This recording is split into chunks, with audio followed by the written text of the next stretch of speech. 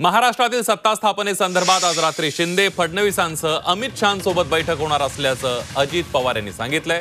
अजित पवार यांनी दिल्लीतील राष्ट्रवादी काँग्रेसच्या नेत्यांसोबत बैठक घेतली। त्यानंतर राष्ट्रवादीच्या कार्यालयात कार्यकर्त्यांशी चर्चा केली आणि यावेळेला पत्रकारांशी संवाद साधला आणि त्यावेळेला अजित पवार बोलत होते। त्याचबरोबर देवेंद्र फडणवीस दुपारी दिल्लीसाठी रवाना झाले असून एकनाथ शिंदे दिल्लीला रवाना झालेले आहेत। आज रात्री अमित शहांसोबत महायुतीच्या घटक पक्षांची बैठक होणार असून त्या बैठकीत राज्यातील सत्ता स्थापनेसह मंत्रिमंडळाबाबत चर्चा होणार असल्याची माहिती अजित पवार यांनी दिली आहे। तर या बैठकीमध्ये महायुतीच्या मुख्यमंत्र्यांच्या नावावर शिक्कामोर्तब होऊ शकतं।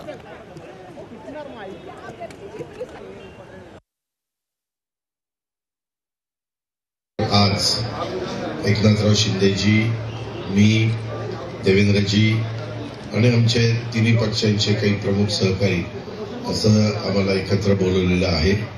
आम्ही एकत्र चर्चा करू।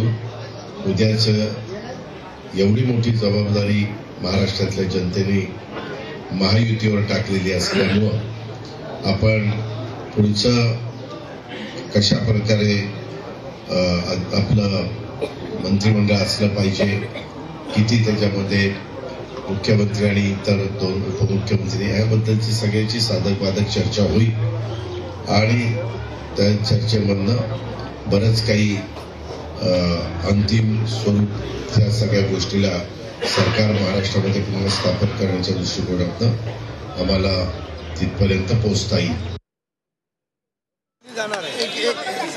बैठक आहे साहेब, दिल्ली रवाना होत आहे। हो बैठक आहे साहेब, खुशखबर काय येईल तुम्हाला सांगतो मी। बैठक कधीपर्यंत दिल्ली जा रहे हैं, संध्याकाळपर्यंत